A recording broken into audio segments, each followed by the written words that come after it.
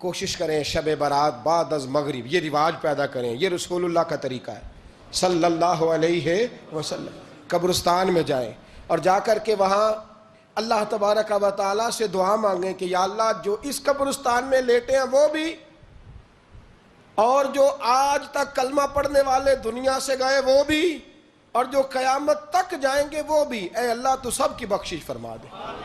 اللہ کی رحمت کو محدود نہ کریں کہ صرف مجھے بخش دے، اسے کہیں یا اللہ کل کی بخشش فرما.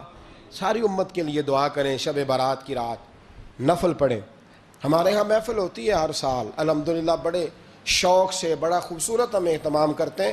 لیکن میں اکثر دوستوں سے کہا کرتا ہوں کہ جن کو اکیلے میں نفل پڑھنے میں مزہ آئے وہ اکیلے میں پڑھیں. کتنی کھلی بات کر رہا ہوں. میں پابند نہیں کر رہا کہ آپ یہاں آئیں گے محفل میں آئیں گے ضروری ہے. بھئی آپ کو اکیلے میں مزہ آتا ہے نا. کچھ لوگ تنہائی میں ہو تو دل زیادہ لگتا ہے، وہ تنہائی میں کریں اللہ اللہ کوئی حرج نہیں. لیکن کچھ ایسے ہیں کہ نعت سنتے ہیں تو دل نرم ہوتا ہے، تقریر سنتے ہیں تو دل نرم ہوتا ہے. تو جن کا اس طرح نرم ہوتا ہے وہ مسجد میں آئے بات سنیں. کچھ کو سب کے بیچ بیٹھ کے رونا آتا ہے. حضرت سعدی شیرازی فرمایا کرتے تھے کچھ لوگوں کے آنسو مجھے رلا جاتے ہیں. فرماتے ہیں کچھ کی آنکھیں دیکھ کے رو پڑتا ہوں، لہٰذا میں جب بھی ذکر کرتا ہوں محفلوں میں بیٹھ کے کرتا ہوں.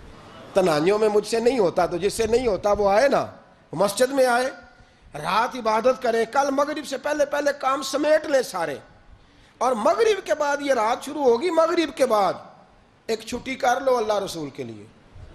کر لیں گے انشاءاللہ تعالی ایک چھٹی. اور توبہ کی رات ہے، یہ توبہ کرنی ہے. توبہ کس کو کہتے ہیں؟ توبہ کا معنی ہے پچھلے گناہ پر پچھتانا، شرمسار ہونا.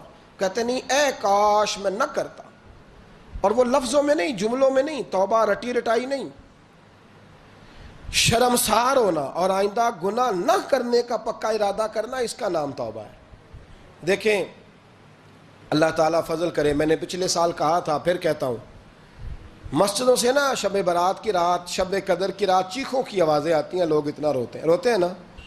رونا چاہیے، کم روتے ہیں زیادہ رونا چاہیے.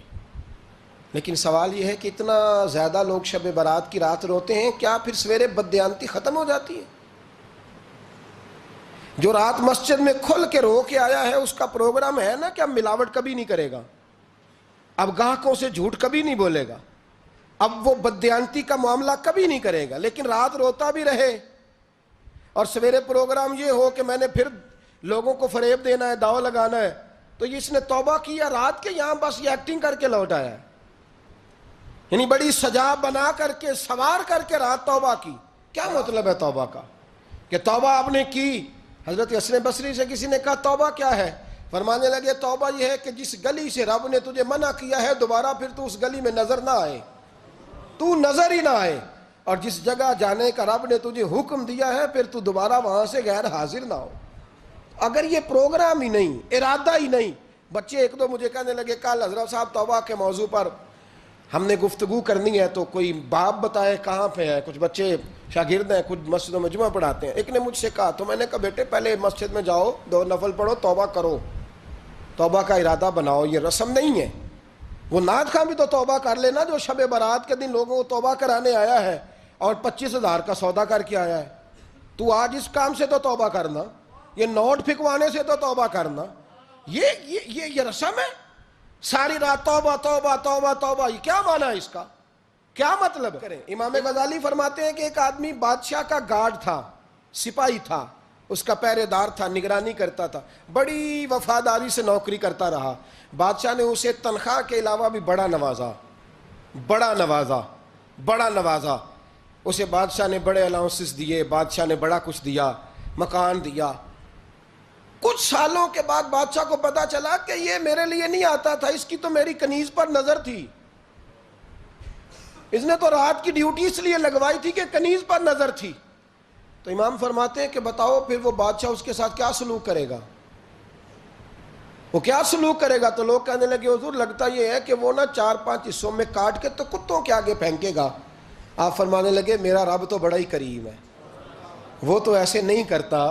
لیکن بتلاؤ اگر اسے پتا چلے کہ یہ رسم کے لیے آیا ہے، اس کی تو نظر ہی مال پہ ہے، یہ تو سویرے بدلے گا نہیں، یہ تو دھوکہ دے رہا ہے، یہ تو توبہ کرنے آیا ہی نہیں، اس نے تو ڈھونگ رچایا ہے. اسے تو پہلے سے خبر ہے، تو پھر تم کیا امید رکھتے ہو، پھر کیا رویہ رکھتے ہو؟ شب برات کی رات دھاڑے مار مار کے رونا اور صبح اسی طرح دھوکہ دینا، اسی طرح فریب کرنا، اسی طرح جھوٹ بولنا، اسی طرح بددیانتی کرنا، اسی طرح لوگوں کو لوٹنا، تو یہ رسم نہیں ہے توبہ۔ توبہ تو بدل جانے کا نام ہے، توبہ تو پھر سنور جانے کا نام ہے۔ توبہ تو اس طرح ہے جس طرح حضرت ابراہیم ابن ادھم نے کی تھی، وقت کے بادشاہ تھے بادشاہ، جب توبہ کی تو پھر ہر چیز چھوڑ دی، پھر مال لوگوں میں بانٹ دیا اور پھر ٹاٹ کا لباس پہن کر زندگی گزاری۔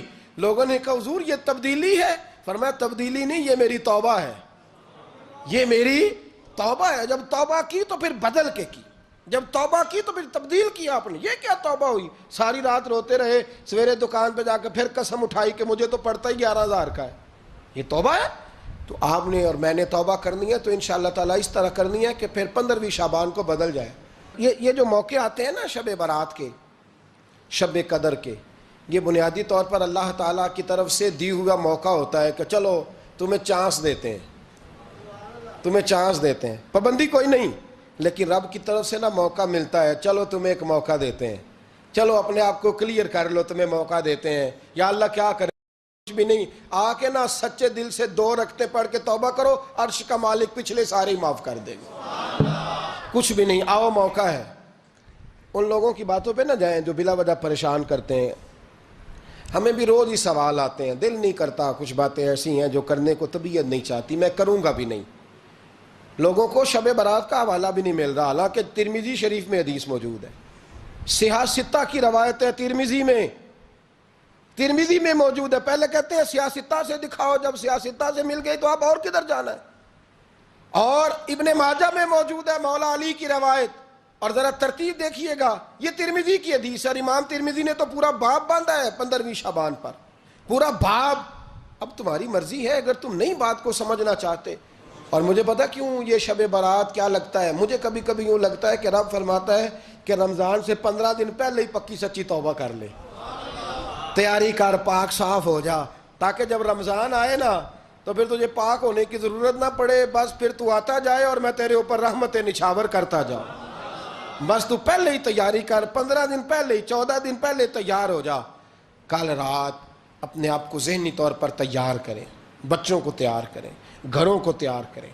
اب جب مہمان آتے ہیں نا بڑا کچھ کرتے ہیں، شب برات آئے تو مصلے ایک دفعہ دھویا کریں، ایک دفعہ مصلے دھویا کریں۔ فرش دھوتے ہیں نا، مہمانوں نے آنا ہے تو ایک کمرے کا فرش دھو کے صاف کریں کہ خواتین نے یہاں ساری رات نماز پڑھنی، یہ ارادے بنائیں۔ جس طرح آپ کہتے ہیں نا رات کو سفر کرنا ہے تو دوپہر میں تھوڑا آرام نہ کر لوں تو کل دوپہر میں آرام کر لیں، تاکہ رات کو رب رب کرنا آسان ہو جائے، اللہ کی بارگاہ میں بیٹھنا آسان ہو جائے۔ مکمل طور پر ذہنی طور پر اپنے آپ کو تیار کریں۔ یہاں بھی محفل ہوگی انشاءاللہ، عشاء کے متصل بعد شروع ہو جائے گی، 12 بجے تک محفل چلے گی، پھر 12 بجے کے بعد نماز تسبیح پڑھی جائے گی، پھر 1 بجے پھر دوبارہ آپ کو اجازت دی جائے گی، کوئی انفرادی طور پر گھنٹہ سوا اپنی الگ سے کوئی عبادت کرنا چاہے تو وہ تب بھی ممکن ہو، جیسے آپ کو موقع بنے۔ میں کہہ چکا ہوں، لیکن وقت ضائع نہ کرنا، گولڈن چانس ہے، اس کو مس نہ کرنا، یہ شب نجات ہے، اس کے ضرور قریب جانا۔ رب کریم سمجھنے کی توفیق عطا فرمائے۔ آخر دعوایا ان الحمدللہ رب العالمین۔